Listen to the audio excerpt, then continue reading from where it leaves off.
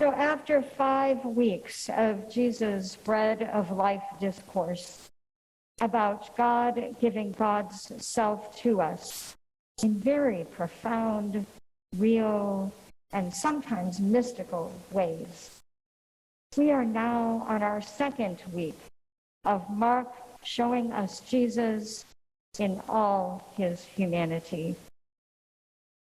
Last week, Jesus tries, unsuccessfully, to hide from the demands of the ministry he is embodying. And in the process, he shows us how not to respond and how to respond to someone different from us. Today, as Jesus is trying to explain to his disciples just how hard the road ahead of them all is, Peter tells Jesus, in not so polite language, to be quiet. And Jesus, in turn, tells Peter, in not so polite language, to be quiet. In all fairness, I can sympathize with Peter, who doesn't want to hear about what will happen to Jesus in Jerusalem and what will happen to Jesus' followers later.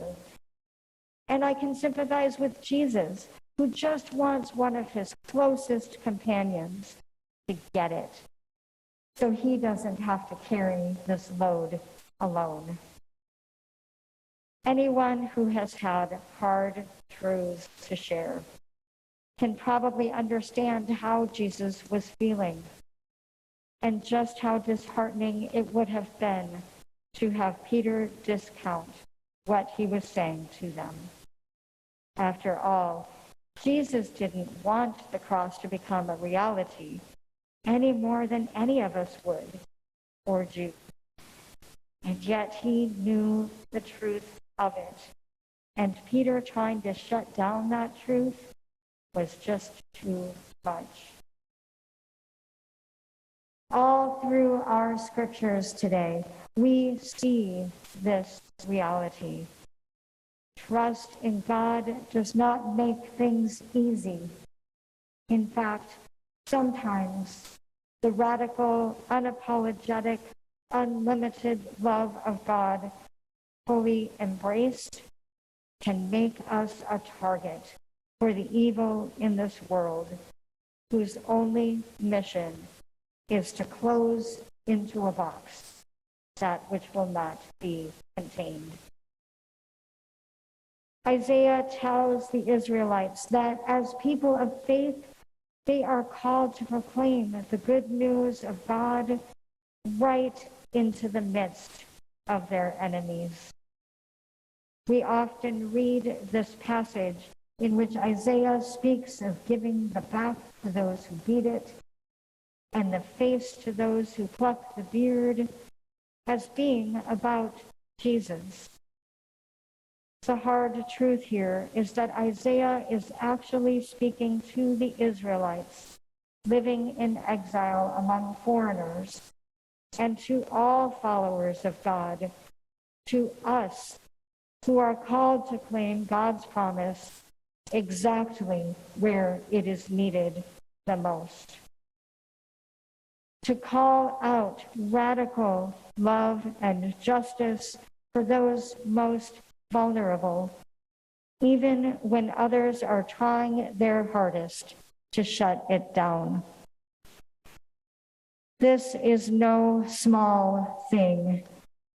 Reverend Dr. Martin Luther King was assassinated in an attempt to shut down his leadership in the movements for racial and economic justice and peace, not so long ago. Water protectors standing for the protection of sacred lands, environmental justice, and clean water have faced violent resistance and even death in our own country in the last few years. Many seeking racial justice have found themselves targeted by private citizens, right-wing militia, and even government. And Heather Heyer, who was murdered by a white supremacist during the Unite the Right rally in Charlottesville in 2017, is not the only one to have lost her life. This week, the ELCA officially welcomes Bishop Megan Rohrer, pronouns they, he, newly installed to the Sierra Pacific Synod, the first openly transgender bishop in the ELCA. Since they have served as an openly trans pastor, boldly proclaiming radical love and inclusion for all, regardless of gender identity, Bishop Rohrer has received messages of hate and even death threats. This is not easy truth, family of faith. It would be so much easier, wouldn't it, if we could just skip the cross, skip the challenge, skip the suffering, and go straight to resurrection. But Jesus tells Peter, in no uncertain terms, in not so polite language, that it doesn't work that way. God has always come to bring the gospel of healing, hope, justice, and love to the broken places. And God has always sent God's people to do the same, because that is who God is. And that is not an easy road. No wonder some of the disciples chose to leave, as we heard in our gospel a few weeks back. Our readings today carry this even further. James makes it clear that sometimes the evil trying to shut down or limit God's love is nothing more or less than the very tongue in our own mouths. What we say can be very powerful, as Isaiah and James both make clear in today's readings. Words can do harm and tear down, or words can build up those around us. And likewise, silence can do incredible harm, allowing untruth and evil to go unchecked. Or silence can create space for truth that others need to share, to be heard and honored. Silence is as powerful or more than words. The Good Place is a light-hearted comedy about an unlikely community of people who end up in the show's version of heaven after they die, some of whom probably got there by mistake. One of them, Jason, is in the good place because he was mistaken for Jianyu Li, a Taiwanese monk. He jumps at the offer to continue his vow of silence, to keep the secret. And everyone thinks he really is a monk until, you guessed it, he opens his mouth and speaks. Jason's tongue, the second it is unbridled, makes it clear just who he is, for good or for ill. And in all of our passages today, and in Mark especially, Jesus is sharing words that make it very clear who he is and what it will mean to follow him.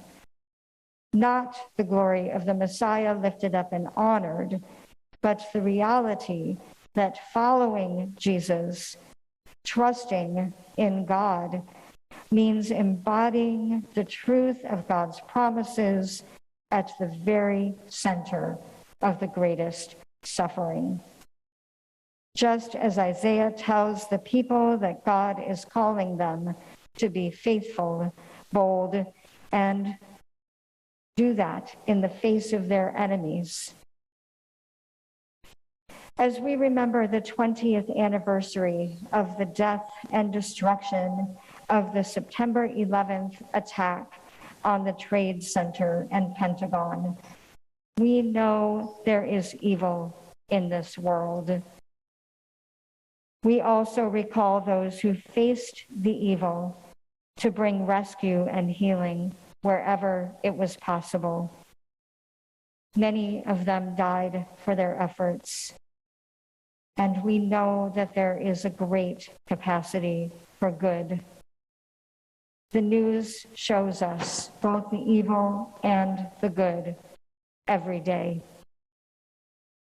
And God is still present, bringing the good news of the gospel right where the suffering is greatest, and calling us, God's people, to do the same. This weekend is also God's Work Our Hands Sunday in the ELCA, highlighting our call to enter the brokenness of the world and proclaim God's love for all, even when our enemies or our own tongue try to shut it down. Jesus followed this path all the way to death. This is, at its heart, the meaning of the cross. This is not easy, family of faith, and it is no wonder that some of Jesus' disciples turned around when they understood it. And no wonder Peter tried, in not so polite language, to keep Jesus from telling this truth. We can take courage knowing that even Peter and Jesus wrestled with it, and we do this not alone, but together. As we mark God's Work Our Hands Sunday, where will you bring God's message of healing and justice? Where are you called to use your hands to participate in God's creativity and love? How can you find the courage to speak the gospel's radical truth in the face of resistance, and hold your tongue when needed so other prophetic voices can be heard? All the way back to Isaiah, the call is clear, and all the way to today, God walks the road with us. Thanks be to God.